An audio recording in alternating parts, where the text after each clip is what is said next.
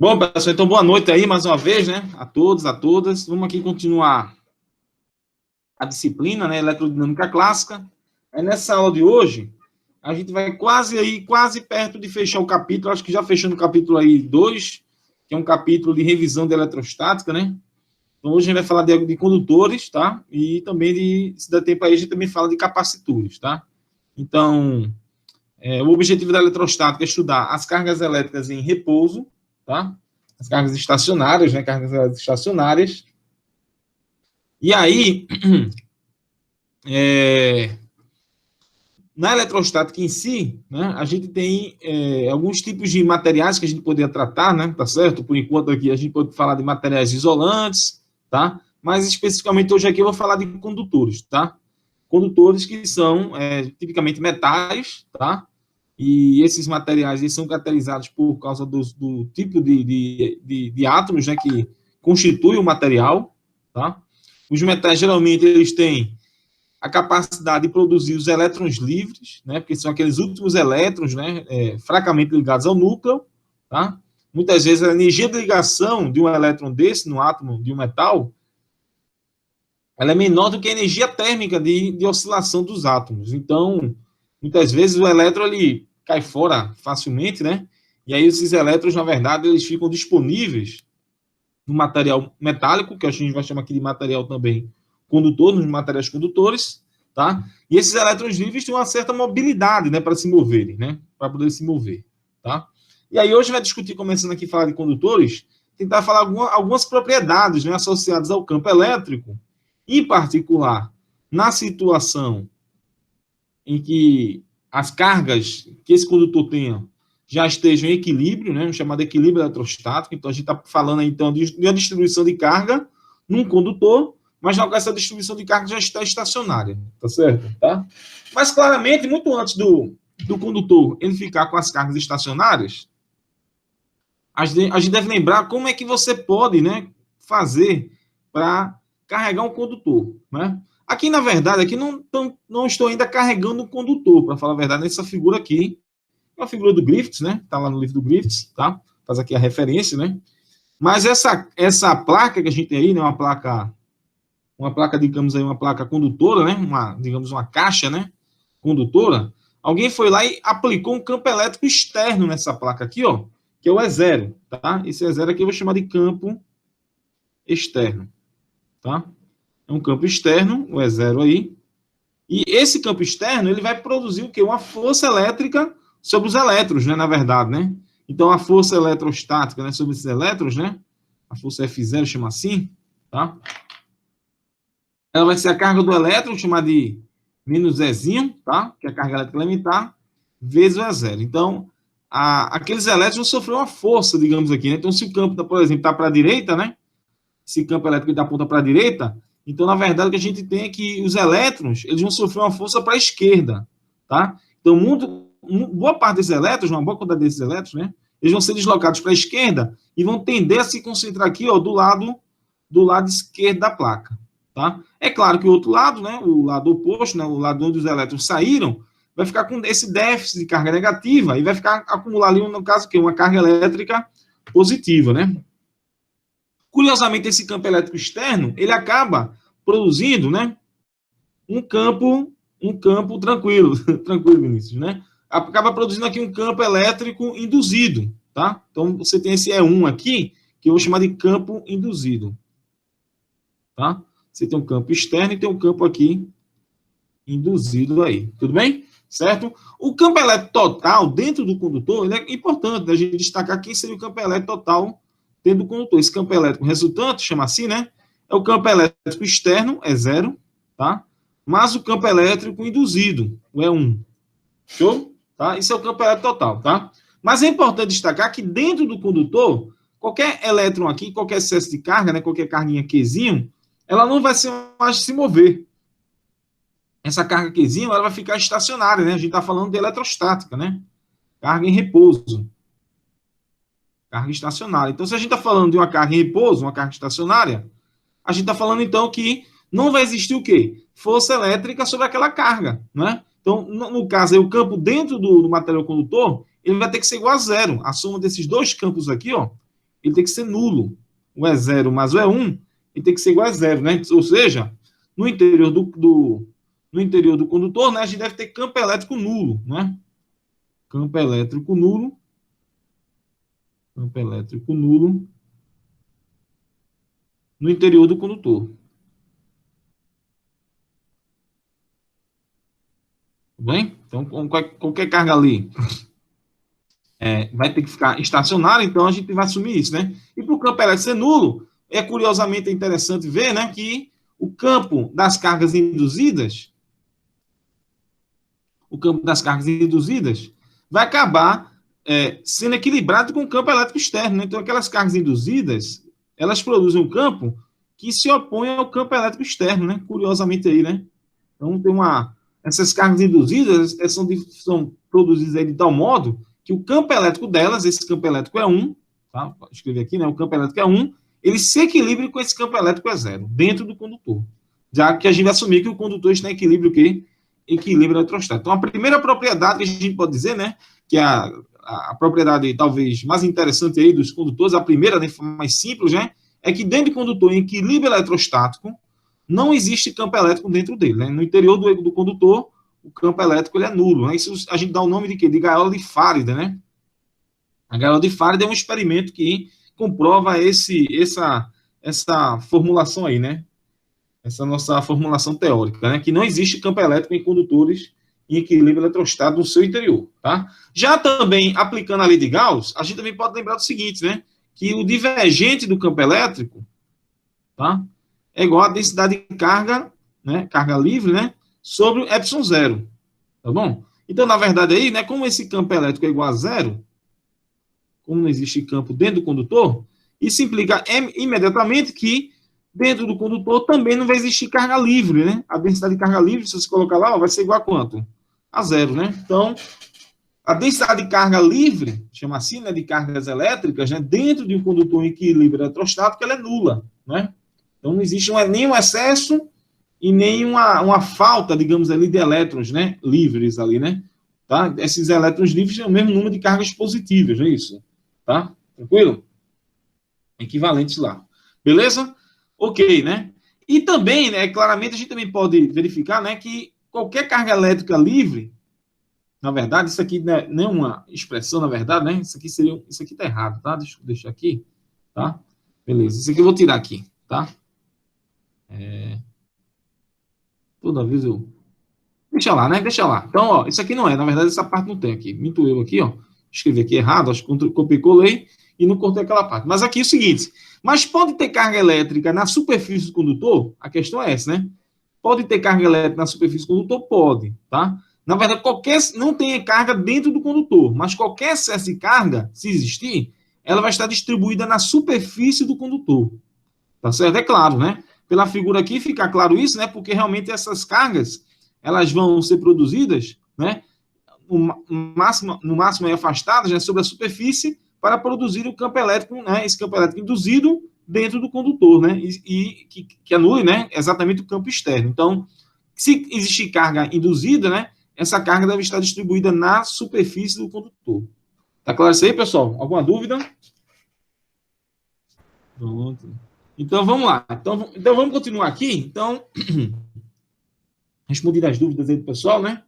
Olha lá. E o que a gente pode falar sobre, a gente falou do campo elétrico, o que a gente pode falar sobre o potencial elétrico no condutor, né? O que a gente pode falar sobre o potencial? Veja, dentro do condutor dentro do condutor não existe campo elétrico, confere ou não? Foi isso que a gente acabou de dizer aí, né? Não tem campo elétrico, é isso? Então, campo elétrico é nulo, tá certo? Dentro do condutor em equilíbrio eletrostático, pode ter até campo externo. Não tem problema, tá certo? Tem campo externo aqui, ó, representado pela agente de força, mas não tem campo interno. Logo, se a gente aplicar aqui a definição de diferença de potencial, VB menos VA, tanto o potencial em B menos o potencial em A, aqui vai ficar igual a menos a integral de E escalar PL, né? De A até B. Então, como não existe campo dentro do condutor, o que vai acontecer? Isso aqui dá zero, né? Claro, o campo é nulo, então essa integral de linha dá zero. Ou seja, qualquer dois pontos que eu tome dentro de um condutor em equilíbrio eletrostático, o potencial no interior dele tem que ser o mesmo. não é? Então, é como se fosse não a superfície equipotencial, né? Mas um volume equipotencial, poderia chamar assim, né? Então, todos os pontos aqui dentro desse condutor aqui, ó, pegar o ponto A ou o ponto B, eu pegar um ponto A ou um ponto B, tá? Qualquer um desses dois pontos vão ter o mesmo potencial elétrico. Tá claro isso aí, pessoal? Porque a integral de linha aqui, ó, quando você fizer a integral de linha, ela vai dar zero, né? A integral de linha dá zero aí. Não tem para onde correr. Não tem campo, né? Não vai existir o quê? Diferença de potencial. Show de bola? Tranquilo? Agora veja, não tem diferença de potencial, não tem campo dentro dele, mas e o campo externo? O que a gente pode falar sobre o campo externo? Importante isso aqui, ó. O campo externo, exatamente na superfície, né, imediatamente na superfície do condutor, ele tem que ser um campo perpendicular. Como ilustrar bem a figura aqui, ó. Nessa figura, está bem ilustrado que o campo elétrico aqui, ó, ele tem a linha de força, ela está assim, ó, perpendicular, né, ó. Qualquer ponto que eu tome aqui, ó, dessa figura, fica claro visualizar isso. Aqui o campo elétrico, ele está bem ali, ó, bem perpendicular à superfície. Por que isso? Qual a explicação para isso? Aí bem simples, né? Se a gente pegasse a superfície de um condutor, vamos aqui, né? Pegar a superfície do condutor, e de repente a gente assumisse que nessa superfície do condutor, o campo elétrico, ele tem essa direção que eu vou desenhar aqui, só um instante. Digamos que o campo elétrico ele está orientado nessa direção aqui, ó. Tá? Você tem uma densidade de carga ali, né, na superfície, eu coloquei um campo elétrico nessa direção, olha lá. Esse campo elétrico, para essa distribuição de carga, vou colocar uma densidade de carga aqui, digamos aqui, positiva, né? Tá? Sigma, digamos aí, né? Sigma densidade de carga. Esse campo elétrico tem duas componentes. Confere? Ele vai ter uma componente na direção tangencial, isso faria isso aqui, né? Essa componente paralela à superfície, e uma componente normal. Essa componente normal, se eu pegar aqui uma partícula carregada, chamada de componente perpendicular, né, também chama assim, né? Se eu pegasse uma partícula carregada ali, essa partícula carregada, né, um Qzinho, né? Chama assim, né? Um Qzinho na superfície, ele sofreria uma força que teria uma componente tanto horizontal como uma componente vertical. Não é? A componente horizontal, essa componente vertical digo, em relação à superfície, né? Essa componente perpendicular em relação à superfície, ela só faria forçar a carga, né? Só daria um efeito de pressão, digamos assim. Mas essa componente tangencial, ela moveria a carga. Mas movendo a carga, isso quebraria o quê? A hipótese de que você está com o condutor em equilíbrio eletrostático, que as cargas estão o quê? Estão em repouso. Então, por isso que não pode existir essa componente paralela. Essa componente paralela, ela tem que ser igual a zero, tá certo? Essa componente paralela não pode existir, ela tem que ser nula.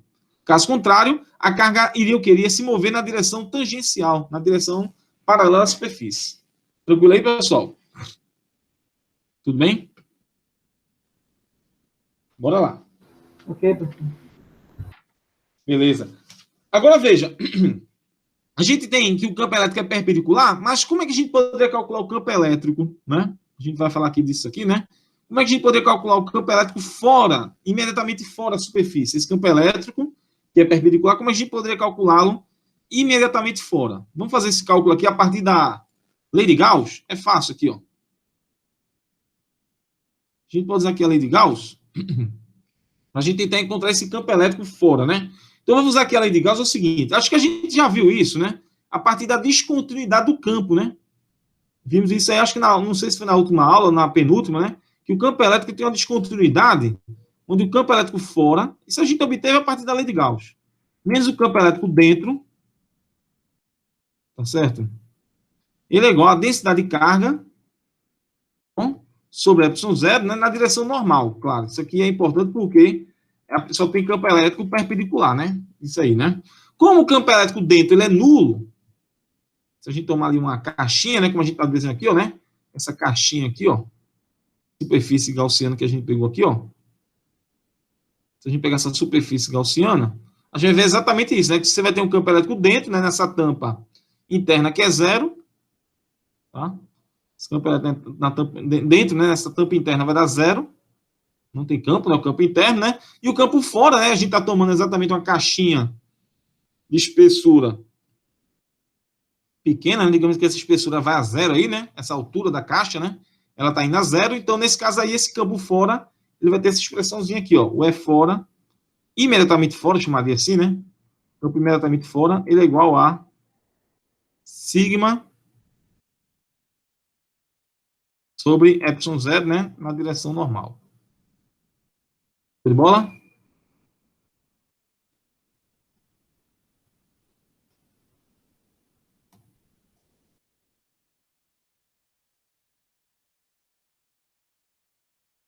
Bom, beleza. E em termos de potencial, a gente também pode ter uma relaçãozinha com potencial, né?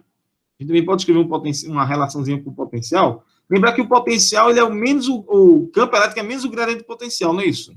Tá? Então, em termos de potencial, a gente também pode reescrever aquela expressão acima da seguinte forma. Não é? Vou lembrar aqui que o campo elétrico é menos o gradiente do potencial. Certo? Então, aí, o campo elétrico é menos o gradiente do potencial, eu vou ter o seguinte, vou ter que menos W, escrever ali, né? Menos W fora, né? Seria exatamente o W fora, tá? É igual a sigma por epsilon zero na direção N chapéu, tá certo? Então, eu vou pegar essa expressãozinha aqui, vou tentar dar uma separada nela, eu vou aplicar o N, fazer um produto escalar dos dois lados. Fazer aqui um N aqui, ó. Dos dois lados aqui, ó. Aplicar N.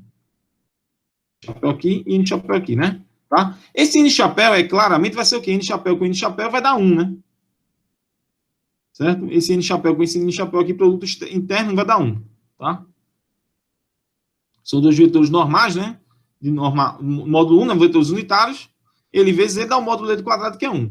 Já essa derivada, nesse gradiente, na direção normal, vou chamar isso aqui de del V del N. Não sei se eu já usei antes essa letra, né? Isso aqui seria a derivada, né?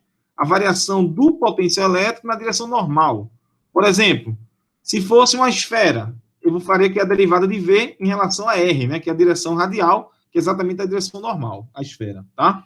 Então, nesse caso aí, a gente acaba encontrando o seguinte, ó, que o sigma, que é a densidade de carga, né, ela pode ser obtida da seguinte forma, né? Pode ser igual a menos, né, epsilon zero, né, que é a permissividade eletrostática do vácuo, vezes a derivada de V em relação a N na superfície, tá? Isso é uma forma interessante para você poder calcular a densidade de carga, né? Só pegar aquele potencial e derivá-lo, né, em relação à direção normal. Tranquilo aí, galera? Certo? Uma propriedade interessante, tá? Bom, a gente tem aqui, acabamos de calcular o campo elétrico próximo, né? Chamar aqui, né? Podemos chamar de campo elétrico próximo. Campo elétrico imediatamente, né? Campo elétrico próximo à superfície, né? E fora, né? A gente tem um campo elétrico dentro, né? Pela lei de Faraday, que é nulo, né? Mas e o campo exatamente na superfície? Isso é uma discussão, né? Bem acalorada, né? Existem alguns artigos aí na Revista Brasileira de Ciência Física que discutem bem esse aspecto, né? Essa descontinuidade do campo, né? Que é exatamente o que o pessoal gosta de estudar, né? Eu vou passar lá para vocês estudarem esses artigos, é bem interessante, pessoal, para dar uma leitura aí, uma aprofundada. É o campo elétrico exatamente na superfície, no ponto da superfície, né? Como é que vai ser esse campo elétrico aí na superfície exatamente? Tudo bem? Então, aí, uma forma simples, né, de argumentar isso é dizer que o campo na superfície, uma forma bem simples e, digamos, até um pouco ingênua, né, talvez assim, né, porque é muito fácil, né, a gente assumir isso, né, é dizer que o campo na superfície, ele é igual, chamar de E sup, tá, pessoal? Exatamente na superfície, tá? Veja que ele não fez isso, eu não comentei isso antes, né, quando eu falei, inclusive, do campo elétrico de uma esfera condutora, uma casca esférica, né, eu não comentei sobre isso, tá, mas agora eu estou chamando a atenção nisso aqui, tá? Eu passei propositalmente ali, não chamei a atenção naquele momento, porque eu sabia que a gente tem esse momento aqui para discutir, tá certo? Então, vou ter algumas aulas lá do curso, né? Você vai ver que a gente falou do campo elétrico na superfície, não, melhor, o campo elétrico de um condutor, né? A gente só falou do campo dentro e fora, né? Uma casca esférica, digamos, né? Mas não falamos do campo na superfície. Agora sim vamos falar. Esse campo na superfície, ele pode ser dado como um meio, tá? Uma explicação boa aqui, razoável, né? Dizer que ele é um meio do campo imediatamente fora, um campo imediatamente dentro. Tá certo? Ou seja, uma espécie de média que de média aritmética, né? É uma média aritmética dos campos dentro e fora, tá? É uma situação bem simples, é uma conjuntura, né, digamos assim, né? A gente está meio que informando isso aqui, né, estabelecendo isso, que esse campo seria dessa forma, mas tem como provar isso, tá? Tem como provar, tá bom? É o seguinte, vamos pegar exatamente aqui, né, uma distribuição de carga, né, volume superficial, tipo uma superfície aí, pode ser um objeto condutor também, não tem nenhum problema, né, desde que a carga dele vai ficar só na superfície, né, tá? A gente pode pensar aqui num objeto que tem uma distribuição de carga, né, sigma, tá lá nessa carga distribuída ali, né, tá bom? E, bom, a gente quer calcular o campo elétrico aqui, ó, num ponto específico, né, nesse ponto aqui, ó, na superfície, tá? Isso aqui, ó, na superfície exatamente, não é isso? Ponto na superfície. Beleza? Aí eu vou pegar, em torno desse ponto, eu vou tomar ali um pequeno disco. Um pequeno disco, onde esse disco eu vou separá-lo aqui, ó. E como a gente já vê, esse disco ele tem uma densidade de carga, né? Chamada de sigma, essa densidade de carga. Tá? E como a gente já viu antes, né? Agora há pouco, um problema de disco, né? Campo de um disco, ou até mesmo se lembrar do plano de um plano infinito uniformemente carregado, a gente mostrou que o campo elétrico, né? Um pouquinho fora e um pouquinho dentro, né, ou acima ou abaixo, esse campo elétrico tem essa expressãozinha aqui, que é sigma por 2 epsilon zero. Então, seria o campo elétrico da área fora, né, esse seria aqui, ó, esse é sigma por 2 epsilon zero, o campo é exatamente fora, né, desse disco, e o menos sigma por 2 epsilon zero N chapéu, o N chapéu, você já observa aí que é o N chapéu é um vetor normal à superfície naquele ponto, tá? Então, esse campo elétrico aqui ele é menos sigma por 2 epsilon zero. Tudo bem, galera? Tranquilo? Então, essa expressãozinha que a gente poderia ter aí, né? Tá certo? Então, o que acontece? A gente vai pegar uma região muito pequena, né? Uma área muito pequena, A. Essa área, na verdade, ela vai tender a zero, tá? A ideia é essa, né? Que essa área seja pequena, né? E tenda a zero. Seja uma área, deixa eu chamar aqui, né? Opa, pronto. Delta A, né? Essa área, ela vai a zero, tá? E aí, na verdade, a gente pode fazer a seguinte aproximação. Que o campo elétrico fora, chama assim, né? O campo elétrico fora é o campo elétrico devido ao disco, esse disco muito pequenininho, mas o campo elétrico devido a todas as outras partes do objeto, né? Porque você vai tirar, claro, quando você tirar essa parte aqui, você ficaria com uma figura como essa. Vou tentar desenhar aqui, ó, copiar, colar, né? Pronto, aqui seria, ficou, não peguei, né? Tudo, né? Se eu pegasse aquela pera ali, né, e tirasse só aquela tampinha da pera, vou tentar desenhar aqui melhor, né? Bom, eu vou dar só uma reduzida, né? Então, você tirou a pera ali, ó, que é a carga, né? Você pegou, tirou aqui desse pedaço, né? Opa! Você tirou aqui desse pedaço, né? Essa caixinha aqui, né? Então, ficou oco ali, né? Ficou vazio. Tá bom? Ela tá toda preenchida, né? Mas tá com aquela tampinha fora, né? Aquele delta A retirado, é isso. Você retirou aquela área, né? Beleza. Então, mas queira ou não, isso aqui produz campo, porque aqui tem carga, né? Isso aqui tem toda aquela carga mais positiva, tá ali, né? Então, você só tirou uma tampinha. Então, na verdade, esse campo elétrico na superfície, tá bom? Esse campo elétrico na superfície, exatamente na superfície, ele seria o seguinte, chamado de um EFON. Eu posso também chamar assim, né? Ele vai produzir um campo elétrico aqui. Esse camarada vai produzir um campo elétrico aqui, tanto fora, né? Chamar o campo elétrico nessa região, como todo, né? Vai ter um campo elétrico ali, chamado de E. Né? Seria o campo elétrico devido a todas as partes restantes. É outros, chama assim, né? É outros. Outros, na verdade, é a maioria das cargas. A gente pensa outros, já pensa que é pouca carga. Não, pelo contrário. Onde tem menos carga é no disco, tá? Onde tem menos carga é no disco. Então, é meio que usar o princípio da superposição. Então, por exemplo, esse campo elétrico fora, veja só, esse campo elétrico fora aqui que eu vou apontar, esse campo elétrico fora, ele seria o quê? Seria resultado do campo elétrico produzido por toda essa distribuição de carga. Você vai pegar uma região muito pequenininha aqui, né? Você, de novo, você vai pegar aqui um epsilonzinho tendendo a zero, né? Tá certo? Então, você vai pegar uma região pequena. Então, esse campo fora, vou escrever aqui embaixo, ele vai ser o campo elétrico. Esse campo elétrico fora. Vai ser o campo elétrico. Bora lá? Vai ser o campo elétrico devido às outras cargas, né? Todas as cargas da pera, né? Exceto a tampinha que a gente retirou. Mas o campo elétrico devido ao disco, aquele fora, né? Que é exatamente quem? O sigma por 2 epsilon 0, né? Na direção em chapéu. Show? Já o campo elétrico dentro, o campo elétrico dentro vai ser quem? Esse campo elétrico dentro, vamos lá. Esse campo elétrico dentro, ele vai ser, parecida a expressão, né? Vai também ser o campo elétrico devido àquela distribuição restante, que é o outras, né? Mas o campo elétrico devido ao disco, que é o menos sigma por 2 epsilon 0.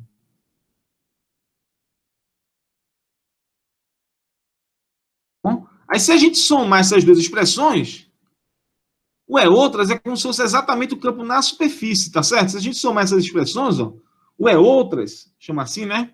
Outras, exatamente o campo na superfície. O que vai acontecer? Esses termos aqui de sigma por 2 epsilon 0 vão anular, né? Vão se cancelar. Confere ou não? Vai ficar duas vezes ele, né? Esse fator de 1/2 passa dividindo, vai dar exatamente o campo fora, mas o campo dentro. Estou aí, galera? Alguma dúvida? Não é?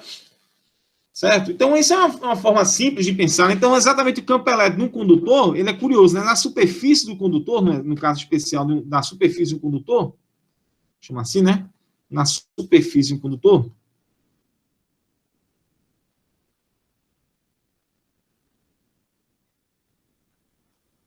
Eu tô aí, pessoal? Todo mundo tá me ouvindo ou não? Será que eu caí? Não, né? Tá sim, professor. Silêncio, né? Vê lá. De vez em quando eu pergunto assim para saber, né? Se a galera tá aí mesmo, né? Se eu caí ou não, porque teve um dia que eu caí, né? Isso só por causa disso que eu tô lembrando agora, né? Vamos lá, então na superfície vai ser quem? Como o campo dentro é nulo, né? E o fora é sigma por epsilon 0, tá certo?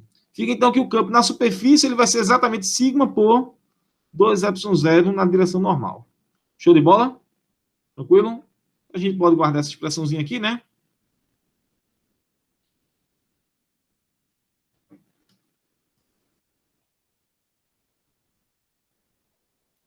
Boa, né? Show? Bora que embora, né? Vamos falar de outra coisinha aqui que a gente chama de pressão eletrostática, né? A pressão eletrostática aqui. Bora lá. Alguma dúvida aí, pessoal? Nenhuma? Vamos ver. A ideia da pressão eletrostática é o seguinte: você tem um material condutor, como aquele que a gente acabou de fazer agora ali, né? Certo? E pelo material ser condutor e ter cargas elétricas, essas cargas elétricas na superfície, elas ficam meio que se repelindo entre elas, né? Tem uma força de repulsão entre elas, tá? Então, essa superfície, ela tem que ter, na verdade, tem que suportar essa força eletrostática, tá? Certo? Caso contrário, se a força eletrostática for muito intensa, né, for muito elevada, exatamente aqui, pode fazer, na verdade, que essa superfície ela se rompa, né? Pode ter um rompimento aí. Então, é muito interessante isso aí. A gente poderia calcular, de repente, né? De repente, qual é a força, qual é, né, a carga máxima que uma bolha de sabão, né, poderia receber, tá certo, né? Tá? Qual é a carga máxima que ela poderia receber sem partir, né? Sem ter um rompimento das ligações ali. Poderia calcular isso aí, comparar a força eletrostática com aquela força, né, das partículas da bolha, né? Aquelas forças de ligação ali, tá? Mas vamos tentar aqui calcular só, do ponto de vista mais simples, né? Calcular aqui só a força eletrostática, né? Por unidade de volume, né? Por unidade de área, perdão. Volume não, perdão. Né? Por unidade de área na superfície de um condutor. Então, tem uma superfície condutora em equilíbrio eletrostático. Aqui tem a densidade de carga sigma, tá? A gente já sabe que esse campo é outras, né? Que eu até posso mudar aqui agora, né? Me permitam mudar. Esse é outras, que a gente acabou de chamar de quê? De campo na superfície. A gente sabe essa expressão desse campo. Ela vale sigma por 2 epsilon 0, tá certo? Então, a gente poderia, de repente, calcular a força líquida, né? A força líquida, né? A força, na verdade, sobre essa região aqui, não é isso, né? É fácil calcular isso ou não? Moleza de imagem, né? A gente pode lembrar o seguinte, que força, né? Por unidade de área, né? Chama assim, né? Força por unidade de área, seria, de fato, a força recebida, né? A força elétrica, pela área, né? Chamada de ΔA, aquela área ali, né? Chamaria antes, né? Mas vou chamar de ΔA. Essa área, né? Essa força, quem seria essa força? Vai ser exatamente a carga ali, né? Quanto de carga a gente vai ter? Chamar de delta aqui. Quanto de carga a gente vai ter naquela região, né? Vezes o campo elétrico, né? Que está ali, né? Atuando, que é o campo elétrico na superfície, que vai aplicar uma força sobre aquela carga. Ou seja, é exatamente o campo de todo o sistema, né? De cargas, né? Produz o campo na superfície. Então, vai existir uma força lá, né? Dividido pela área, tudo bem? Pela área aqui. Show. Aí, se você pegar, dividir aqui o ΔQ por A, você pega esse ΔQ por A, isso aqui é fácil observar que isso aqui vai ser quem? Carga por área vai ser exatamente quem? O sigma, né? Isso. Então, o resultado aí, ó. Você vai ficar com esse Fzinho. Esse Fzinho eu podia usar uma letra P, né? Seria melhor, né? Letra P, né? Mas a P a gente guarda para pressão, a letra P para pressão, tá certo? Então, esse é força, tá? Por unidade de área, pressão, grandeza escalar, e vou usar a letra Fzinho, tá? Então, isso aqui fica sigma, né? Como vocês já disseram aí, né? Vezes o E na superfície, tá? Substituindo a expressão do campo na superfície que está ali, ó, isso aqui vai ficar um sigma quadrado por quanto? Por 2ε0, né? Na direção o quê? Na direção normal. Show de bola?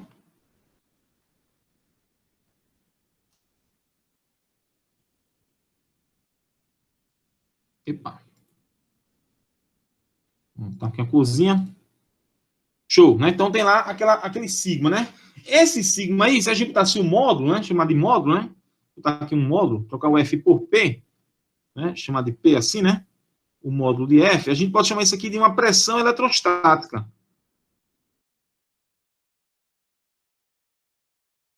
Pressão eletrostática, que é força por área, né? No caso, em módulo, né? Pressão. E a gente já sabe que essa força, inclusive, é normal, né? Não precisa nem decompor, não é isso? Pressão eletrostática. Show? Né? Então, a gente pode, de volta aqui, ó, né? Tentar colocar o seguinte, né? Esse campo que eu usei aqui, eu vou fazer um detalhe aqui. Esse campo que eu usei é o campo na superfície, tá? Foi o campo na superfície. Vou fazer uma volta aqui, um caminho de volta, que eu vou usar o campo elétrico E. O campo elétrico E, eu vou denotar o seguinte, que não é o campo elétrico na superfície, mas é o campo elétrico que a gente calcula pela lei de Gauss, é o campo próximo, tá? Campo elétrico, tá? Próximo. Próximo externo, né? Próximo externo. Vamos chamar assim, campo elétrico externo próximo. Fiz besteira aqui, né? Campo elétrico externo e próximo. Externo próximo à superfície. Que esse a gente calcula pela lei de Gauss, tranquilamente. Próximo à superfície. Esse campo elétrico, a gente tem a expressão dele, né? Acho que algumas linhas de volta ali. A gente vai ver que esse campo elétrico fora, né? Ele vale quem? Esse Ezinho. A gente acabou de falar aqui, né? Ele seria o sigma, tá? Seria o sigma por ε0 vezes n de chapéu. Na verdade, o campo elétrico na superfície é metade desse valor, né? Do campo elétrico fora, né? Como se fosse equivalente ao campo elétrico externo, né? Campo elétrico fora. É o E fora, no caso aqui, ó. A gente usa essa notação. É fora próximo, né? Bom, se a gente fizer isso, a gente pode fazer o seguinte aí. Se a gente fizer assim, eu posso pegar aquela expressão da pressão e modificá-la da seguinte forma.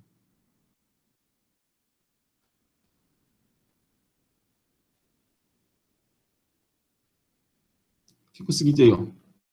Vou botar aqui um pezinho, né? Digamos assim, né? Pezinho de pressão, né? Pezinho de pressão vai ser 1/2 de ε0, né? Sigma quadrado, tá bom? Deixa eu tirar o módulo já, naquele de chapéu não aparece. E eu vou lembrar aqui, ó, para vocês, que esse sigma é quem é? Esse sigma é o ε0 vezes o campo elétrico, né? Ao quadrado aqui, ó. Resumo da ópera. Essa pressão eletrostática vai ter uma forma um pouco curiosa. Essa pressão eletrostática vai dar quanto? Vai dar 1/2, né? Vai dar 1/2, né? De quem? E ε0, porque vai ficar um ε0 quadrado, que cancela com esse ε0 de baixo, é quadrado. Não é isso? Essa é a pressão. Tá? Pressão é o quê? Força por área, né? Força sobre área, pressão. Tá? Força por unidade de área. Então, seria o quê? Seria Newton por metro quadrado. Não é isso? Newton por metro quadrado. Tranquilo? Né? Se eu pegar Newton por metro quadrado, Newton por metro quadrado, Newton por metro quadrado, e multiplicar, de repente, isso aqui por volume, qual a unidade de volume no sistema internacional? Metro cúbico. Isso aqui daria o quê? Newton vezes metro, que dá o quê? Joule, né? E trabalho. Curiosamente, né? Isso aqui tem unidade de joule. Melhor, joule não, tem unidade de joule por metro cúbico. Confere ou não? É isso? Que é, quem lembrar direitinho, isso aqui, na verdade, o que? Acho que ela é chamada o quê? Densidade volumétrica de energia, não é isso? É a densidade volumétrica de energia. Ou seja, a pressão, né, curiosamente, ela tem a mesma forma, né, essa pressão eletrostática, ela tem a mesma forma da densidade, o quê? Da densidade volumétrica de energia. Show de bola?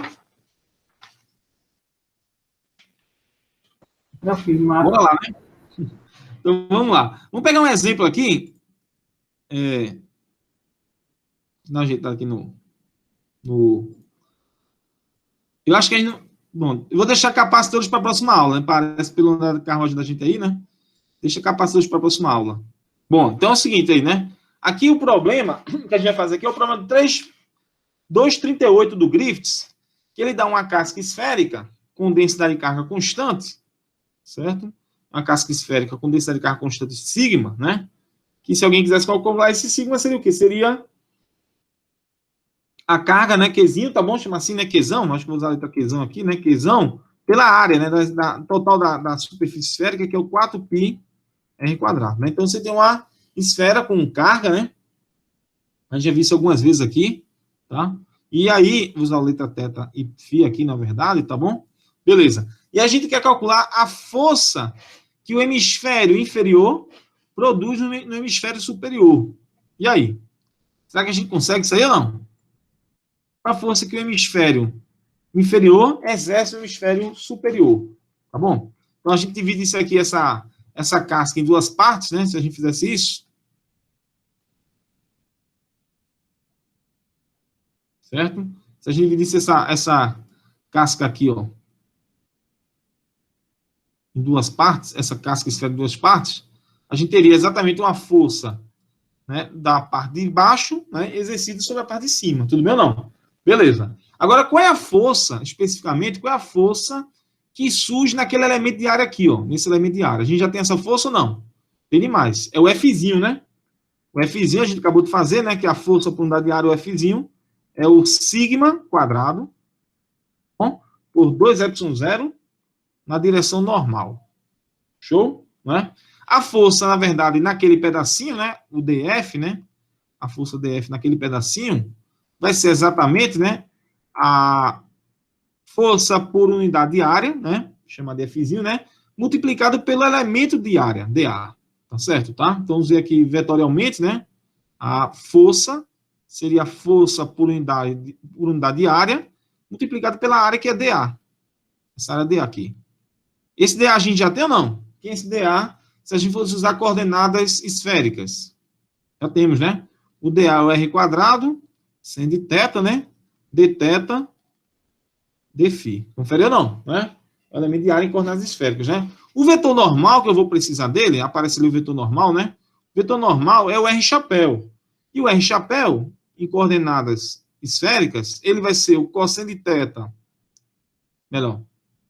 O seno de θ, perdão, escrevi aqui direitinho, né? É o seno de θ, cosseno de φ, na direção x-chapéu, mais seno de θ, seno de φ, na direção y-chapéu, mais o cosseno de θ, na direção z-chapéu. Beleza? Esse seria o vetor normal, tudo bem? Então, eu vou precisar substituir aqui, ó, lá na expressão, né? Essa expressão fica assim, na verdade, né? Vamos deixar aqui um pouquinho maior, né? Fica sigma quadrado, 2ε0, né? dA, vezes o N chapéu, tá bom? Então, eu vou ter que substituir a expressão do dA, né? A expressão do N chapéu, tá aqui, né? E integrar, tudo bem ou não? Integrar para obter a força. Então, vamos aqui na força, aqui embaixo. Vamos lá. Então, um espaçozinho aqui, porque a gente vai precisar de fazer umas continhas de padaria, né? Então, vamos lá. Então, deixa eu repetir essa expressão aqui. Copiar, colar, né? Ctrl+C, Ctrl+V. Não deu. Então, agora eu vou fazer o seguinte, vou substituir ali as expressões, né? Vamos lá. Primeiramente, eu quero a expressão do dA. dA que vai ser quem? O dA eu vou deixar de ladinho ali, ó. O dA eu vou deixar ele aqui, tá? Então, o dA, trocando ele por quem? R quadrado, seno de θ, né? R quadrado, seno de θ, dθ, dφ. E a expressão, eu deixei até esse espaço maior aí, né? Para a expressão do N, que eu vou trocar aqui o N, quem é? Tá ali o N ali em cima, né? O N tá aqui, ó. Eu vou colocar o N ali também, não é isso? E vai ser o N, não? Vai ser então seno de θ, cosseno de φ, x chapéu, mais seno de θ, seno de φ, φ chapéu, y chapéu, perdão, né? Mais quem? Cosseno de θ, z chapéu, né? Tá? Isso aí, tudo aí vezes o r quadrado, seno de θ, dθ, dφ, nos dar aí quem? Aquela força, né? Elemento de força, né? Tá? Se você quer calcular a força total, o que você vai ter que fazer? A força total vai ser integral de dF. Agora você vai integrar dF sobre o quê? Sobre uma superfície. Então isso aí vai virar integral dupla. Tá? E eu vou, para não perder tempo, copiar e colar aqui com vocês. Pode ser ou não?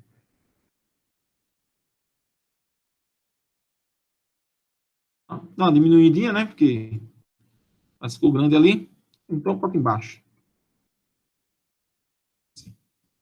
Bota embaixo aqui, tá? E aí vira uma integral dupla.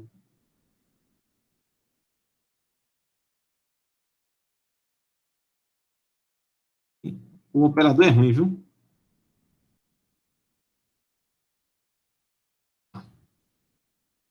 Ó, agora me diga aí. Esses ângulos θ e φ vão variar de quanto a quanto, né? Se eu quiser calcular a força no hemisfério superior, nessa parte de cima aqui da esfera, o meu φ, claramente, a força que...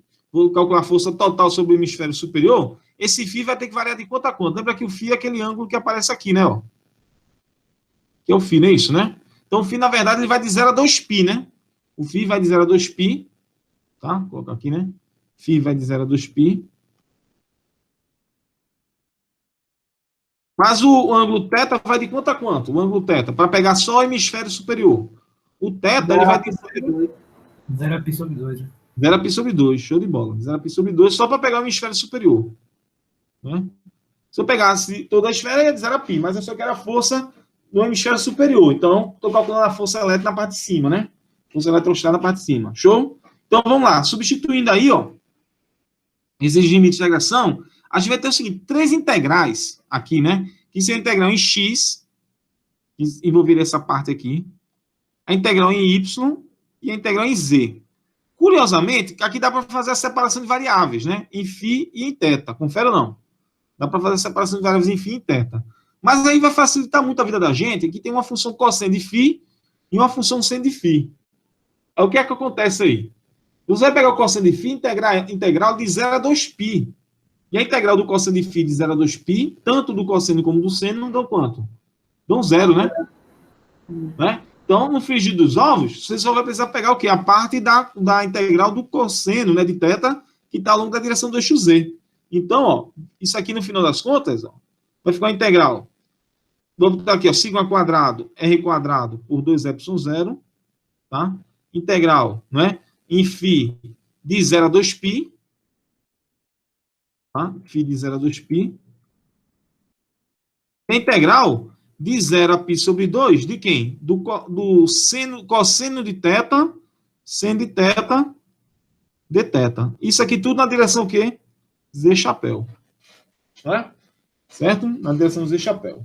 Show? Aí, veja, a integral do... Eita, que aqui ficou pequeno mesmo, né? Bom, a integral do desse camarada aqui vai dar quanto? 2π, né? E isso aqui, pessoal, eu posso fazer o seguinte, aquela outra integral vai ficar aqui assim, vai ficar então π r quadrado, certo? Sigma quadrado sobre 2 sobre epsilon zero. Por quê? Porque eu peguei o 2 e simplifiquei com 2 de baixo, tá bom? Simplifiquei esse 2 aqui com esse 2 aqui, tá bom? E aí ficou assim a expressão, e aí ficou também o seguinte, ó, aí eu vou trocar ali a integral do produto seno de θ cosseno de θ, vou trocar pelo 1/2 do seno de 2θ. Pode ser ou não? A direção Z chapéu, tá? Certo, né? Isso aqui vira, na verdade, aqui, ó, o pessoal que tá ligado em matemática, né? Isso aqui, na verdade, é 1/2, né? Metade, né? Tá sendo 2θ, lembra isso aqui, né? Seno 2θ é 2 seno θ cosseno θ, não é isso? Então, na verdade, eu peguei aquilo ali, vai ser metade, né? Metade seno θ cosseno θ é, na verdade, metade do seno 2θ, não é isso? Então, volta aquele meio, vem para frente de novo.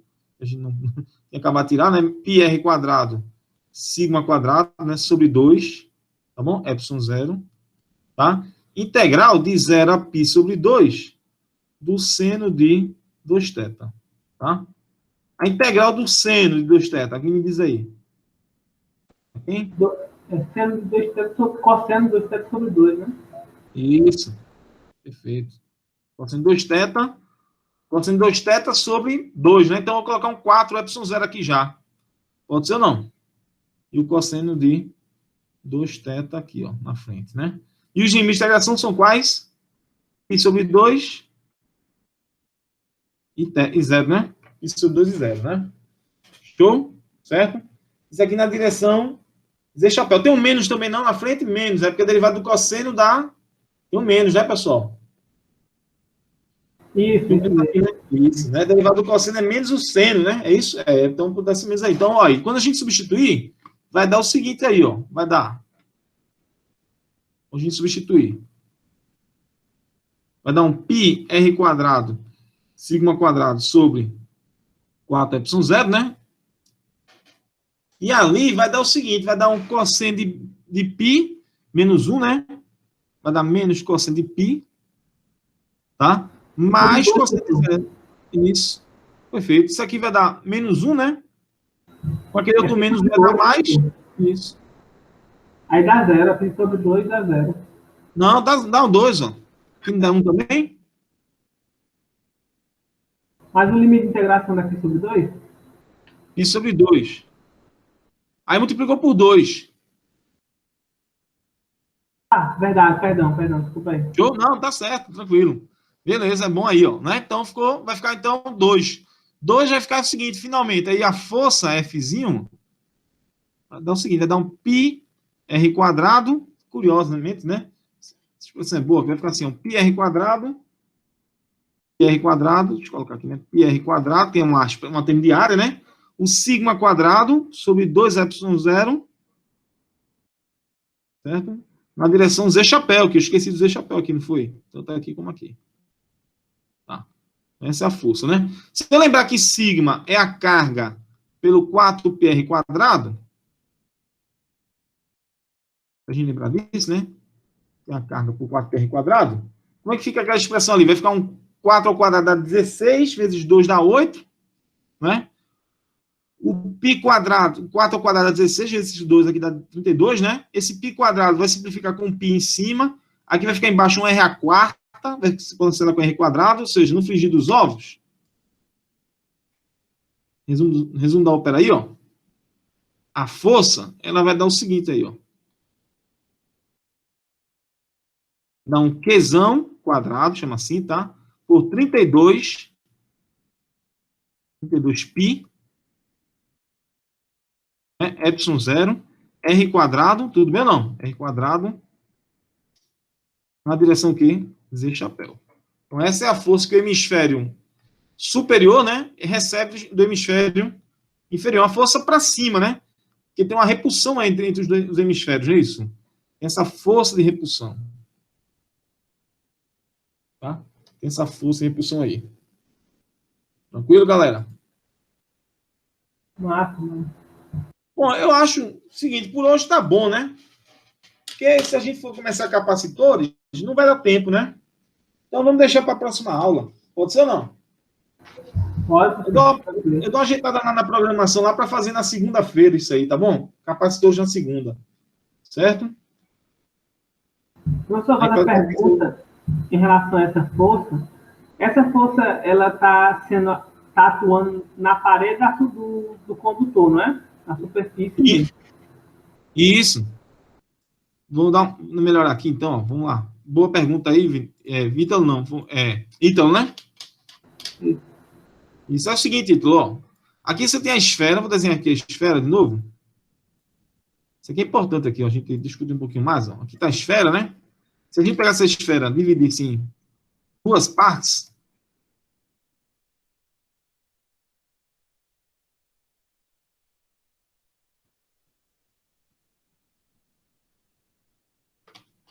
é o seguinte aí, ó.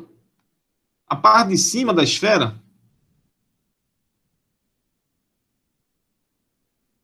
ela vai receber uma força a parte de baixo, não é isso? É como se eu tivesse aqui, ó, uma parte aqui embaixo, repelindo a parte de cima. E é exatamente isso aí, ó. A parte de baixo, ela repele a parte de cima. E aí essa força está alinhada na direção do eixo Z, ó. Exatamente aqui, né? E aí o que acontece? Isso é que empurra a esfera, e muitas vezes isso deforma a esfera, né? Você pode produzir um efeito de deformação se ela for flexível, né? Isso aí vai dar um efeito de deformação nela, né?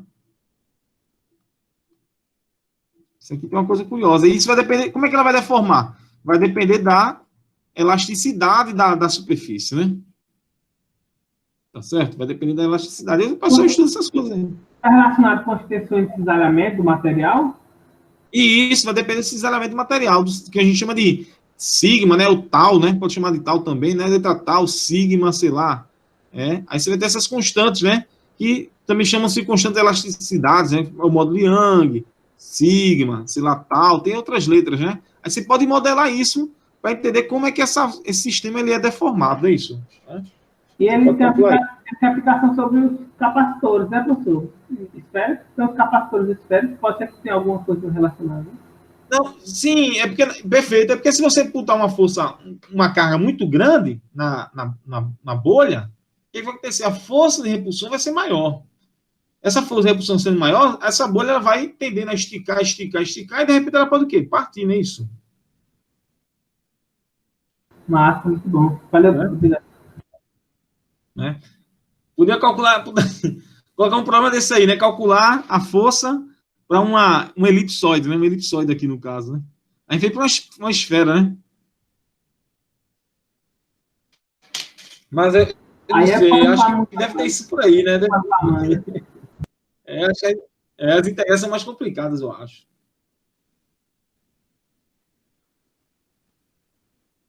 É um trabalho bom aí, né? Um trabalho bom. Calcular a força eletrostática no elipsoide. Poderia ser interessante. Né?